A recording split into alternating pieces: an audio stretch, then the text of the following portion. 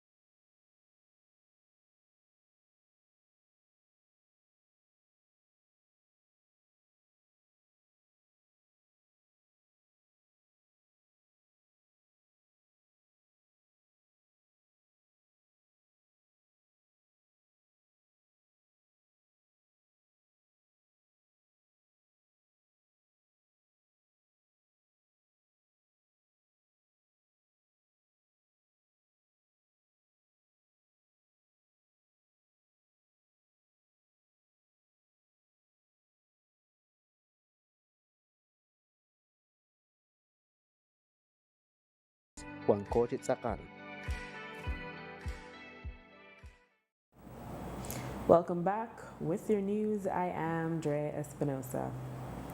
The Prime Minister has indicated that the new budget will not be presented until mid-May. The budget presentation, which usually comes in March every year, was delayed due to the general elections of March 12. Leader of the opposition, Honorable Tracy Panton, says the new timeline is unacceptable. It's not acceptable. It absolutely is a concern for us. Um, how are we running this country now? There are going to be lots of questions that will be asked of the Prime Minister, and we expect to get answers from him as soon as the Parliament is convened. We haven't been convened as yet. As you know, I have been sworn in as leader of the opposition, but none of our other members have been sworn into the National Assembly, and so we need the Parliament to convene so we can take on these issues. The Financial Secretary, Joseph Waite, has explained that in such cases, the Finance and Audit Reform Act, FARA, provides for the Minister of Finance to issue a special warrant which allows the funding of current programs up to 4 months. However, there can be no new programs funded. Whatever monies are used up are then deducted from the new budget upon report to Parliament. The Minister of Youth and Sports, Anthony Mahler, has refuted a report that over 40 people are to be laid off from the Department of Youth Services and scores more at the Sports Council. In the case of the DYS, the claim is that the number of staff would go from 119 to 75. While claims were made about open vote workers being targeted, our reports are that an assessment is being conducted to ensure functioning youth programs are established. The minister has said that if at all people may be transferred, however, there is no set timeline for this happening. Belmopan Mayor Pablo Kawich on Monday explained that the anomaly regarding the payment of trade license at the Belmopan Market Plaza came to their attention following queries made by the Belize Tax Service. As we reported last week, David Zabane, the owner of the property, complained that the council is pulling the rug from under them since they had signed an MOU with the previous council under Mayor Sharon Palacio. That provided for a blanket trade license payment of $30,000 that absolved individual vendors from paying trade license to the council. Mayor Kawich on Monday explained that the law does not feature any such clause, and he affirmed that they are not going after the vendors. When it comes to these small vendors, we're trying to properly secure their business by regularizing these vendors to ensure that they have valid trade license. Presently, these operators are operating under an MOU which contradicts the Trade License Act. We had reached out to the owners of the Belmopan Market Plaza, I believe it was in December or early January, and presented this information to them in a meeting. They were not happy to hear that there were issues, and we explained that we would have to work something around to ensure that we can fix the issue. This MOU, particularly, just for us to be clear, was signed in 2021 with Mayor Palacio, and it had agreements for a 5-year term for $30,000 annual trade license fee. I would like to point out that based on historic records that we saw, market stalls, market areas used to generate over $300,000 a year for Belmopan. That has now been cut to just $30,000. When we started the formal or written communication with Mr. Zabane, we got a response in writing as well with a second MOU attached. We did not have knowledge or any record of this second MOU. This second MOU changes two portions. It changes the term of the MOU, which is now based on the second MOU, 30 years. It also increases the rate to 32,000 a year. The mayor says they have not yet determined if the fee paid by the vendors to the market plaza includes trade license. They were to send personnel from the Trade Licensing Board out to the plaza on Monday to conduct assessments, but Kawich says that was aborted. We received a written expression that our staff was not welcome and would have been evicted of the property. So due to that, we did not send our personnel out there. I think this is an opportune time to also state that while people have a perception when it comes to private property, once you are operating business on that property is no longer private. So the parking lot that is on that market is public access. The market area where the vendors lay themselves out on the paths, that is also public area due to the sales. Back in November of 2023, the news of the death of 4-year-old Ayana Bennett while in the care of foster parents brought national outrage.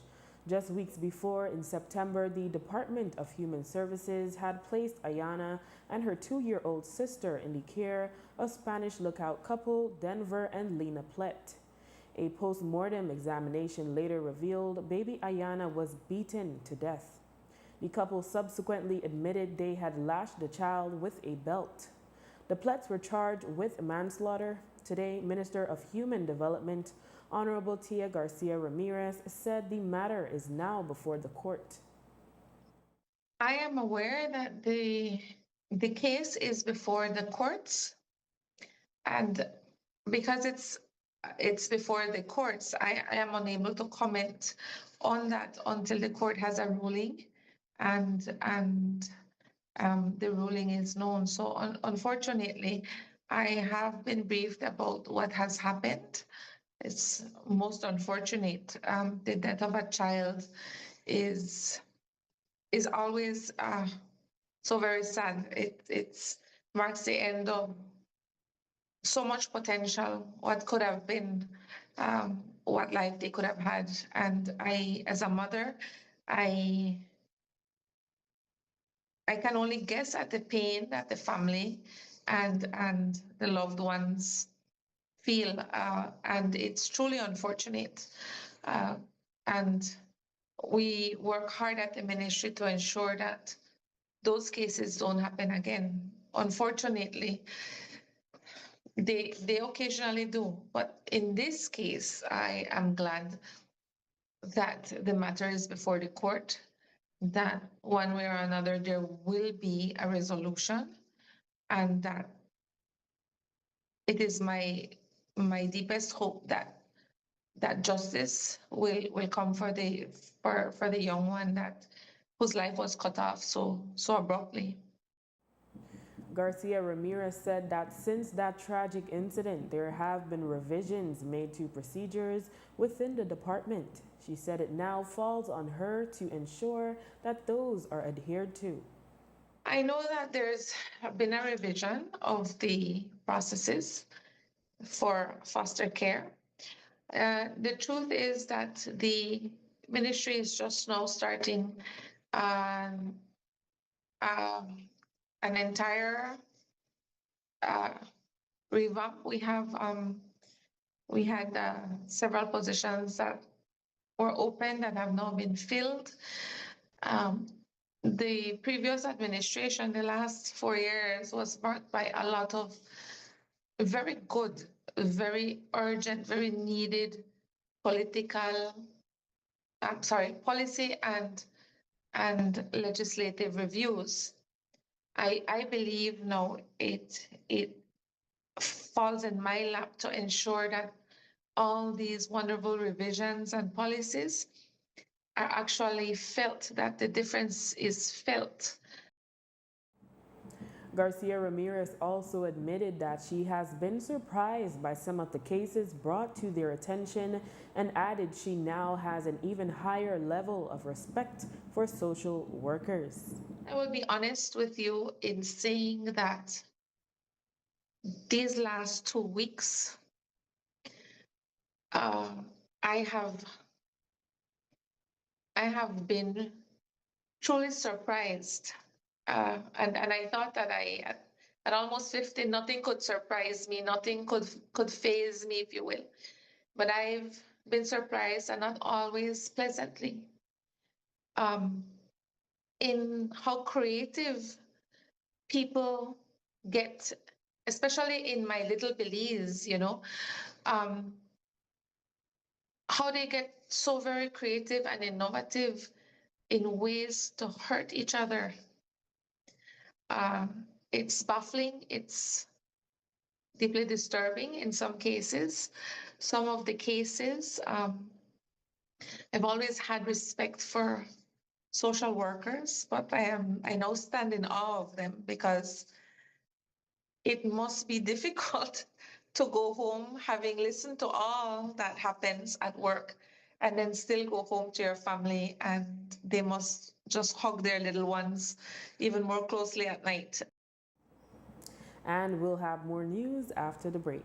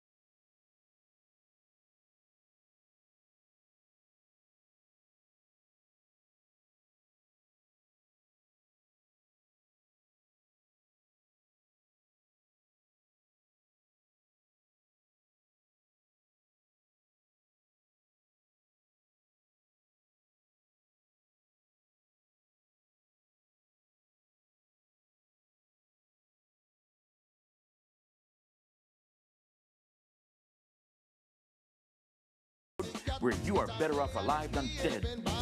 Freetown Drugstore, telephone 223-2876.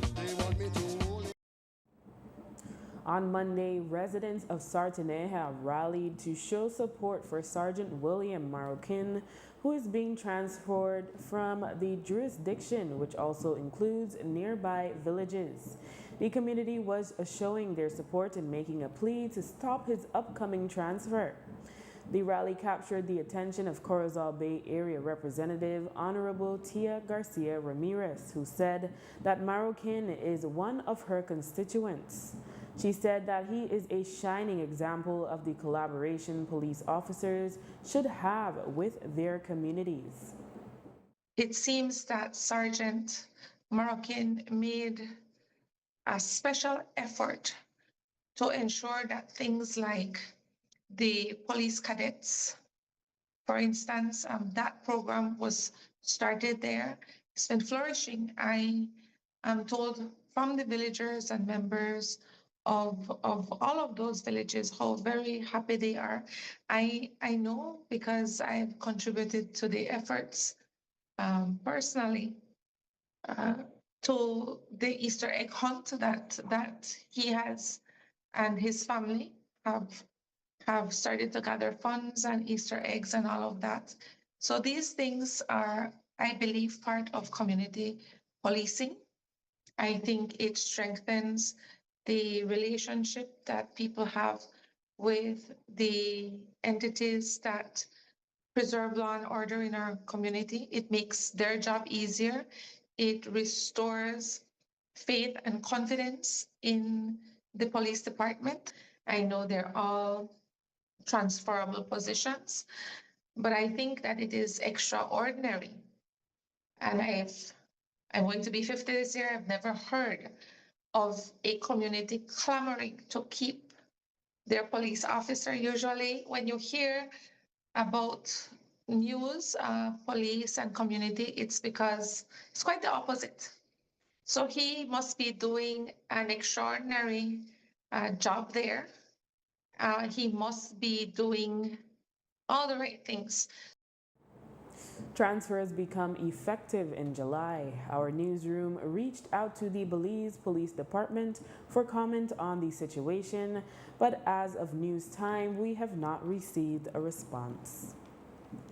49-year-old Hattieville resident Irvin Middleton was visibly shocked in court Monday when he received the verdict that he was guilty of raping a 13-year-old almost 5 years ago in September 2020.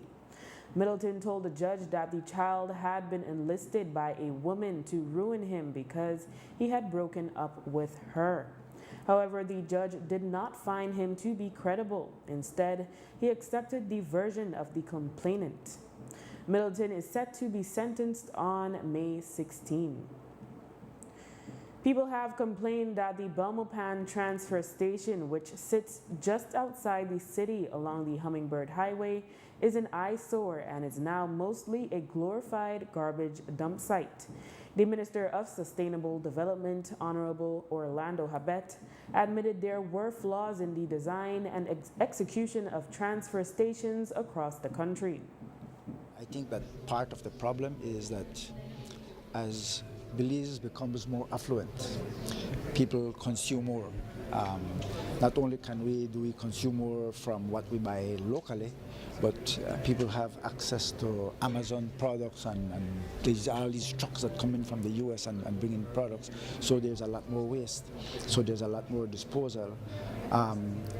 The contracts that were given out maybe 3 or 4 years ago may not be sufficient to be able to pull out all the garbage from the transfer stations. Another problem that exists is that I think the original concept was mistaken. It wasn't done properly. One, the transfer stations were put right beside the roadside where it could have been put a quarter mile in so that even if you had some problems, it would be visible to the public. The transfer station itself has some ramps where some trucks that are loaded, example, that in Dangriga, the trucks can't even go up because it is too steep, and then with the weight, it can't go up, so they dump outside. The other thing is that the new way of doing transfer of solid waste to the national landfills is not to put it in a transfer station. It is the truck that gets it, compacts it, rolls it sort of in a bale, and then it's put into the truck that's going to transfer it to the landfill. So you don't have to put it in a transfer station. So that's a problem. And also the contractors. If sometimes the contractors don't have the capacity, or at least when they put in their bids, they show that they have, but sometime along the way, they clearly indicate that they don't have the capacity of moving the garbage as the way the contract states. Habet explained what has been discussed in order to fix the situation. But in discussion with the Director for Solid Waste Management and my new CO, what we are looking at is to see if we can make an estimate of what is out there and to see if we can estimate the tonnage and what it will cost to move it to the national landfill and start all over again, so that then we remove that sore eyesight that's out. In political news, the other faction of the United Democratic Party, which as of now has no leader, deputy leader, or chairperson, called out Saturday's Tracy Panton-led National Party Council meeting as fake. A release with the Secretary General as the contact states that, quote, until the High Court issues its decision on the civil action brought against Panton for her false claim to leadership, the status quo remains as to the duly elected and appointed Central Executive Committee members of UDP, end quote. The matter of who is the real UDP was tried on March 31, and Justice Tawanda Hundara has reserved his judgment for a date to be announced. In response to the release, Panton affirmed that she is the rightful interim leader of the UDP and that Moses Shine Barrow is no longer leader of the party or area representative for Mesopotamia and has no authority to act on behalf of the UDP. She added, quote, if he and those who believe they are so entitled insist to facilitate this madness, we will take the appropriate action, end quote. Members of the Belize Coast Guard on patrol Monday afternoon came upon an individual with a kilo of cocaine in the area of Turnef. The prohibited substance, wrapped in plastic and labeled, was confiscated and handed over to the police, along with the individual who had it in his possession. According to the Coast Guard, the activity of the beach combing is very much alive along the reef. After the break, area rep to work with police to lessen crime in Corozal. Stay tuned. 20 years ago,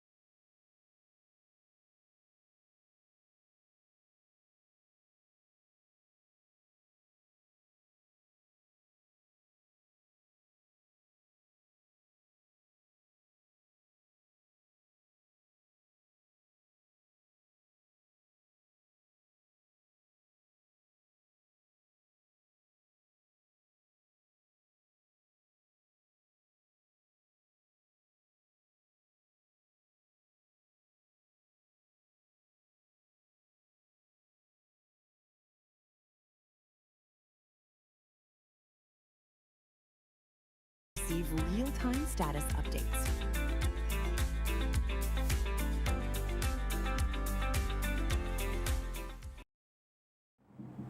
Corozal has seen an increase in crime in the last few months, as the speculation is that narcotics-related criminal activities have crossed the border into Belize.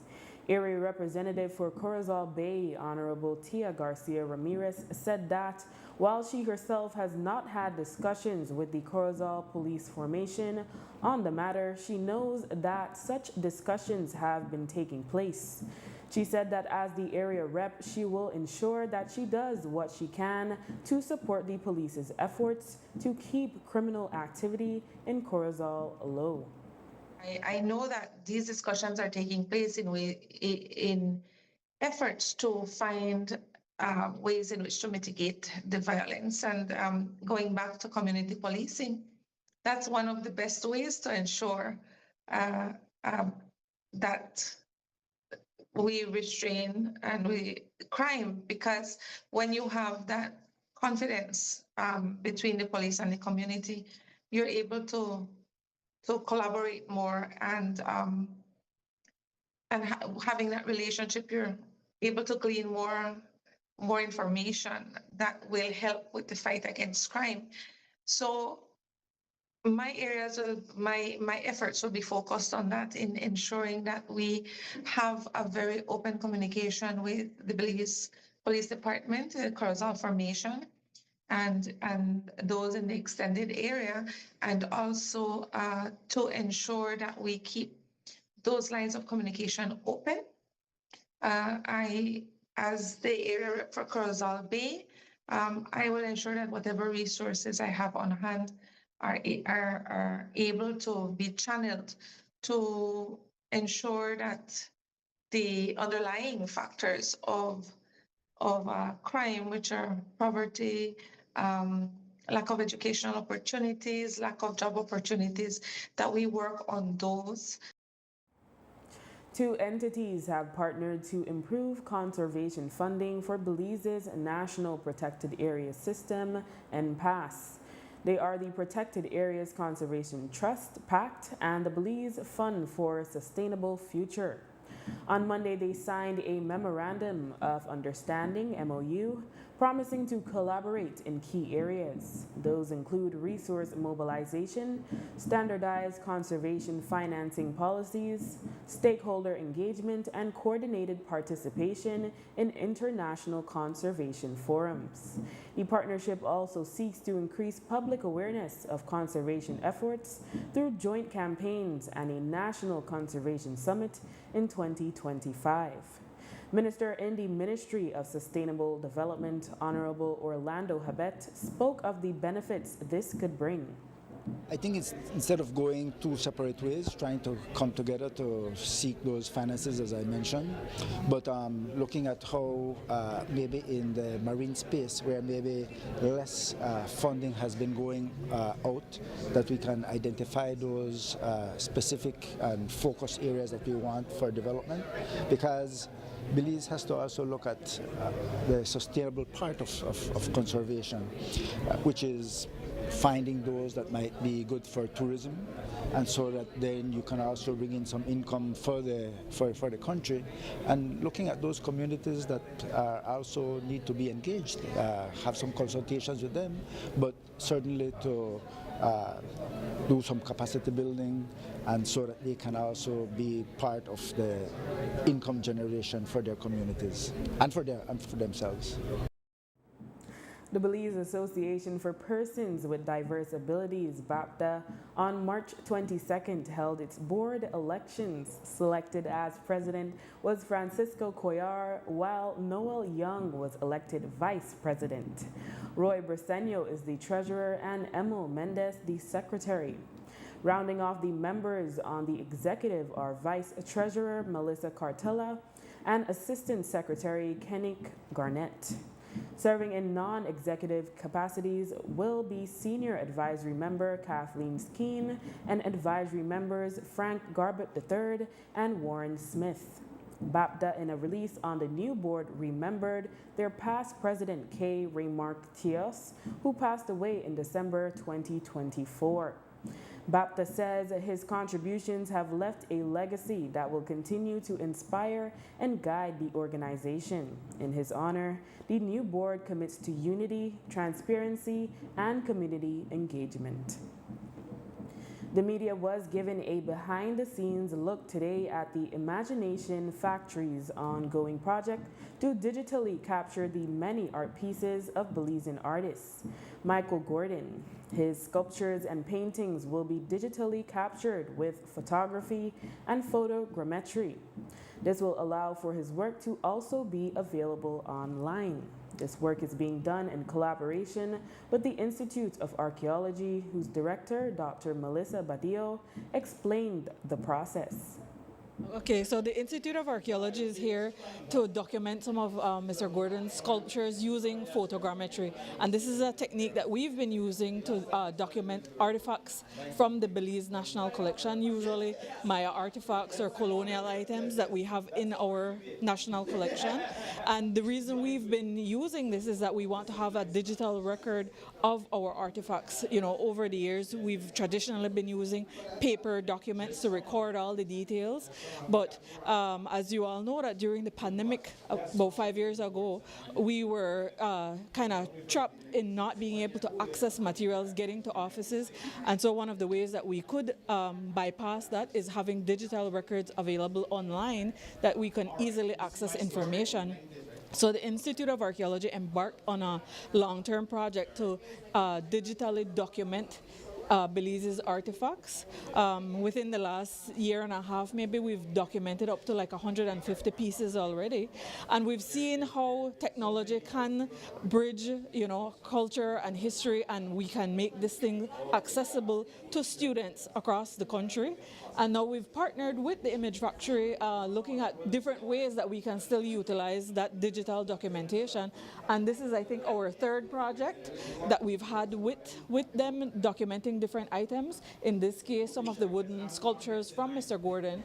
It takes maybe 200 or so photos that we capture, and then those are stitched together to make a 3D model of the item. Artist Katie Numi Usher spoke on the importance of preserving such artwork from our local artists and said she wishes to see the same done for other Belizean artists. So Michael Gordon, as many may know, or if you don't know, or if you need reminding, is one of the most prominent Belizean artists. I cannot count, literally nor figuratively, the amount of works that he has done over the years. And what I like about Michael Gordon's work is that it really shows his perspective as a Belizean looking at Belize, and I think that's what art should do. It should be a mirror. And as an artist yourself, how do you feel that this is happening now to our artists, that they're getting more of the limelight and having their work more, you know, honored? I'm ecstatic. I like I have to slow down myself, right? Cause I'm so excited.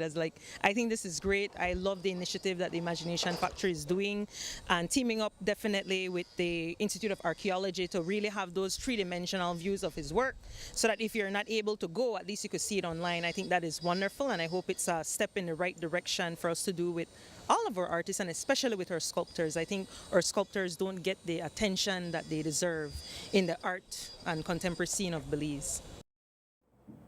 As for Michael Gordon, he spoke of what motivates his work. This is living. This is my trade. Right? I used to do it in primary school, but me as the only one, nobody to channel, so I come out here and I see channels, so I pick up their style and I do my style, you see? So I get myself the next stage of knowing money. And then that is something real serious. You have to know this game. That if you don't know this game, you ain't gonna make no game, right? You're gonna be like gameless. You can't be gameless to survive, you see? This is survival. Young attorney Hector Guerra is one of two youth who will be sitting on the government side of the Senate, as he has been designated a PUP senator.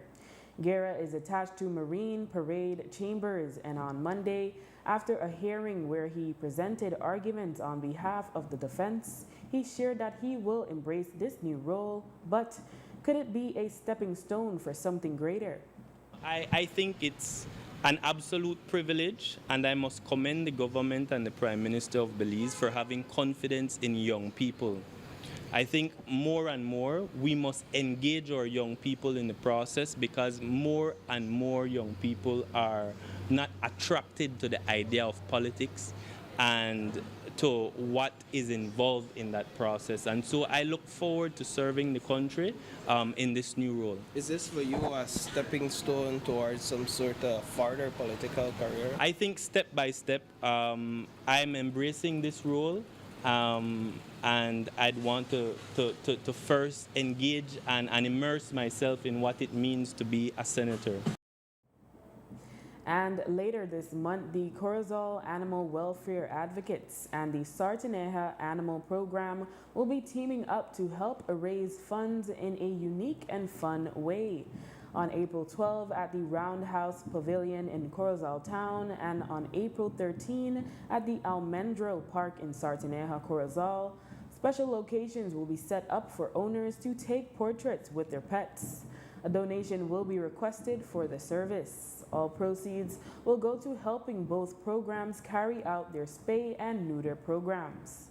President of CAWA, Sheila, spoke more on the fundraising initiative. Samantha, Sam, is also a photographer down in Sartaneja, and I have been photographing animals for over 14 years, and I absolutely love it because they're the best clients ever. And we were just talking one day, and we were like, wouldn't it be fun to photograph animals? And Sam was like, wouldn't it be just as fun to photograph animals with their people? And I was like, yeah, let's do it. Let's offer people an opportunity to have digital photos of their animals and digital photos of them with their animals. And if they want something printed, they can. We haven't sourced out where we're going to have them printed yet. But if people want to give something in return for us taking their photos, that money is going to be used towards spay and neuter. I mean, right now we don't have any real means. We don't have any grants. We don't have any big donors. So we're trying to start getting some funding going so that we can keep doing what we're doing, because if we stop these animals, especially it's spring now, so you know what spring means, they're going to be reproducing all over the place, and we need to get ahead of this. So we decided to have fun with it. We've picked beautiful locations by the water in Sartaneja, and then on the bay here in Corozal, so we'll have a beautiful background, and we're going to take pictures for 3 hours. Sheila explained that CAWA is not a shelter and runs completely on volunteer service and donations. She explained that they are always accepting volunteers and donations so that they can continue their work. She shared how they can be contacted. We are not a shelter. We are strictly animal advocacy or animal welfare. We do not have the capacity to take in animals. We don't have the funding to take in animals. And we don't have enough volunteers to take in animals. So far, the money that we have received was from a grant last year from a company that is no longer doing grants. So we try to think of fun things to do to get the public involved. And if they are having a good time and they want to make a gift to CAWA so that we can continue doing our work, then that is how we keep doing what we do. We have a website, kawabelize.org. We also are on Facebook, and people can message us and ask to volunteer their time. Our cover page on our Facebook shows different ways that people can donate money. It can be Belizean, Canadian, American, it can be euros, it can be anything. But anything helps, because we have an arrangement now where we can, and this is only for street dogs, that we can get a street dog neutered for $50. So instead of paying 100, we're paying 50, kind of like a 2-for-1. It's increasing our ability to neuter more dogs and stop the cycle of unwanted litters. And with that, we have come to the end of our newscast. A repeat can be viewed on the station later tonight at 9 and again tomorrow at midday. Join us again tomorrow for another news broadcast. I am Drea Espinosa. Have a safe and enjoyable evening.